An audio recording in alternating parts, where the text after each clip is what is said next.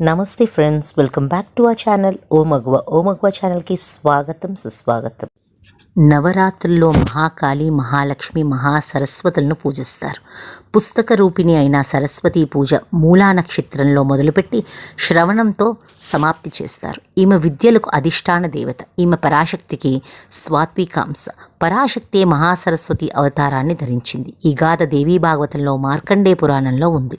ఈమె గౌరీదేవి గర్భంలోంచి ఆవిర్భవించింది. ఈమె ముల్లోకాలకు ఆధారం.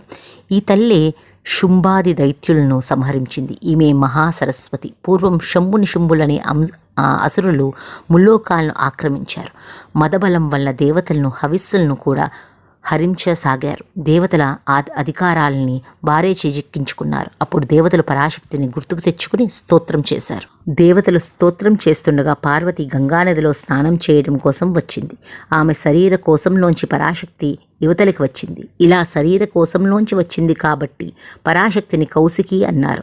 తరువాత పార్వతి కాళీగా మారిపోయింది. బ్రహ్మాది దేవతల నుండి బ్రాహ్మి, మాహేశ్వరి, వైష్ణవి మొదలైన దేవశక్తులు దేవీ సైన్యంలో చేరాయి. దేవి శివుని దూతగా పంపి శంభునకు హితవు బోధించింది. వాడు వినలేదు. మొదటి రక్తబీజుడు, నిశుంభుడు, తరువాత శంభుడు సమరానికి వచ్చి మరణించారు. అప్పుడు తల్లిని దేవతలు స్తోత్రం చేశారు. ఇలాగే దుష్టులను సంహరించి మమ్మల్ని రక్షించు తల్లి అని వేడుకున్నారు. ఇలా శుంభాదులను సంహరించిన పరాశక్తే మహాసరస్వతి. ఇదండి ఫ్రెండ్స్ ఈరోజు వీడియో. మీకు బాగా నచ్చింది అనుకున్నాను. నచ్చితే లైక్ చేసి, షేర్ చేసి, సబ్స్క్రైబ్ చేయడం మర్చిపోవద్దు. సర్వే జనా సుఖినో భవంతు.